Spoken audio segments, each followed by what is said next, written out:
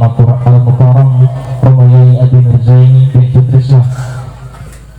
Izin kami akan membacakan sedikit dari perjalanan dakwah beliau, perjuangan beliau dalam menegakkan dakwah di penjuru Nusantara. Di sini kami akan menyimpulkan beberapa tempat di mana beliau pernah singgah, di mana beliau pernah menuntut ilmu, di mana beliau pernah berdakwah, mengajarkan ilmu-ilmunya kepada santri-santrinya. Perjalanan hidup Romo Kiai Adi Nurzaini. Beliau lahir pada tanggal 7 Juli 1976. Perjalanan beliau sampai beliau wafat adalah perjalanan yang penuh dengan perjuangan. Bahkan di sini kami sebagai murid-murid beliau sangat berterima kasih kepada guru kami tersebut, karena beliaulah kami tahu membaca huruf hijaiyah, karena beliaulah kami tahu tajwid demi tajwid.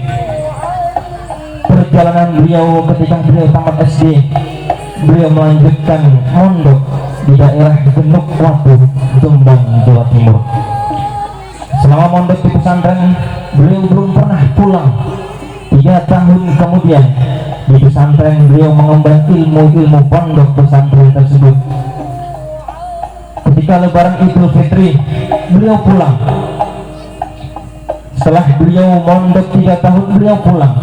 Saking tekunnya beliau menuntut ilmu, ya, beliau sampai lupa rumahnya sendiri, Bapak Ibu. Setelah Lebaran Idul Fitri selesai, beliau berangkat pondok lagi.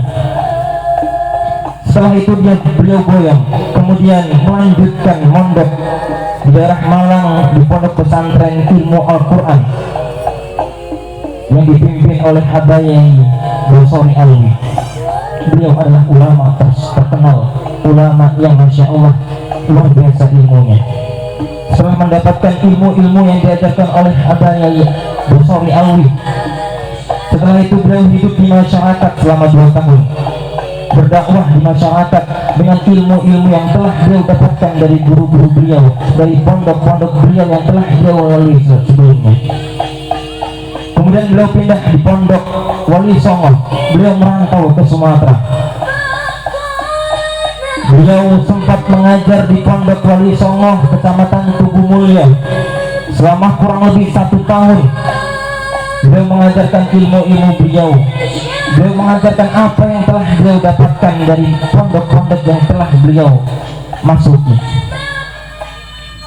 Kemudian di tahun 2005 beliau menjalankan ibadah terlama beliau, yaitu mempersunting seorang gadis solehah, seorang penghafal Al-Quran.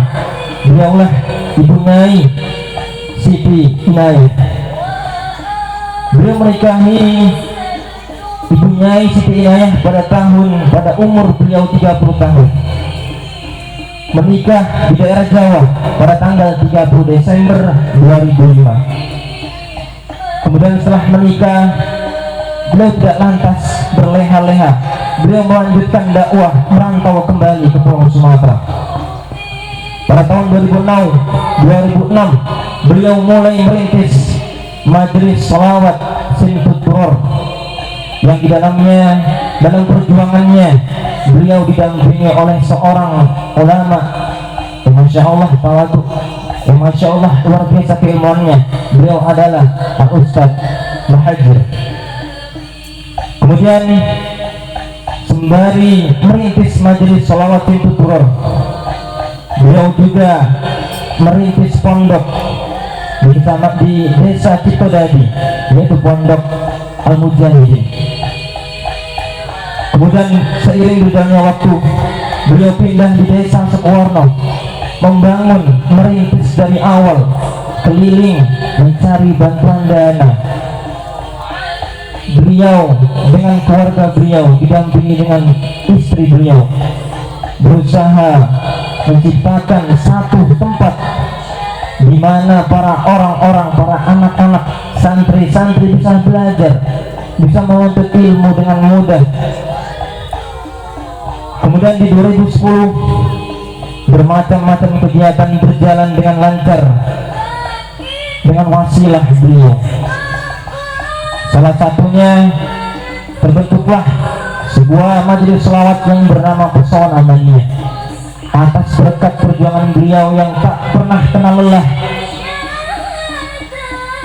Desa demi desa, kecamatan demi kecamatan, bahkan kabupaten demi kabupaten beliau lalui.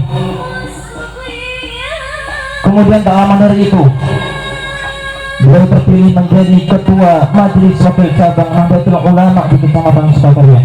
Begitu besar perjuangan beliau, begitu besar jasa beliau dalam mendirikan, dalam membentuk, dalam mengumpulkan para jamaah Nahdlin, sampai di mana berdirilah sebuah gedung MWCNU di Desa Sukowarno. Itu tidak mudah, Bapak Ibu.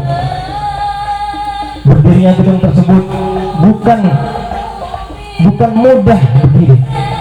Butuh perjuangan, butuh keringat yang terus menetes.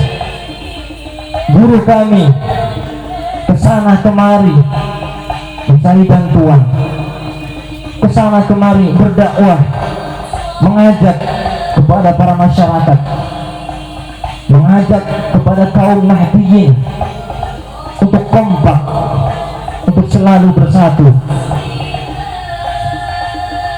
Sampailah kepada malam hari pada tanggal 13 Juni 2022 beliau dirawat di Puskesmas Desa Ciptodadi, Kecamatan Sukakarya. Beliau dirujuk ke rumah sakit pada jam 2 malam, diantar dari Puskesmas Ciptodadi menuju rumah sakit di Lubuk Linggau. Tak lama beliau dirawat di rumah sakit. 2 jam kemudian beliau pun pergi meninggalkan kami, pergi meninggalkan kita. Tapi beliau pergi bukan tanpa apa-apa. Beliau pergi meninggalkan karya-karya beliau. Beliau pergi meninggalkan ilmu-ilmu beliau. Salah satu karya terindah Habib Nurzaini Ilah Pondok Pesantren Manbaul Quran, di mana dari pondok tersebut terlahirlah santri-santri yang mengikuti jejak beliau, yang mengikuti akhlak beliau, yang mengikuti ketawaduan beliau. Semoga kita semua santri, jamaah, dan masyarakat yang senantiasa ada di lingkungan beliau sama-sama mendapatkan keberkahan dari Romo Habib Nurzaini. Amin, amin ya rabbal alamin. Jamaah rahimakumullah, semoga Al-Fatihah, doa senantiasa kita panjatkan untuk beliau, guru kita, guru kami, ulama yang penuh dengan akhlak yang luar biasa, ulama yang ketawaduannya luar biasa. Mari kita lanjutkan perjuangan beliau, mari kita lanjutkan keistiqomahan beliau. Semoga beliau ditempatkan di tempat yang ternyaman oleh Allah Subhanahu wa taala, ditempatkan oleh Allah Subhanahu wa taala di tempat yang paling luas seluas-luasnya. Amin, amin ya rabbal alamin. Itulah Bapak Ibu sedikit kisah perjalanan dari guru kami Al-Maghfur Al-Mukarram Romo Habib Nurzaini bin Sutrisno. Kami berharap kami yang pernah diajarkan ilmu oleh beliau tidak pernah lupa dengan beliau, selalu mengamalkan apa yang telah beliau berikan kepada kami, dan semoga kami bisa menjadi seperti guru kami, akhlaknya, keistiqomahannya, semangatnya dan perjuangannya sama seperti guru kami Al-Maghfurullah Al-Mukarram Ramli Adin Nurzaini. Semoga amal ibadah beliau diterima oleh Allah Subhanahu wa taala. Amin amin ya rabbal alamin. Sekian dari kami, mohon maaf bila ada salah kata, dan kepada Allah kami mohon ampun. Wassalamualaikum warahmatullahi wabarakatuh.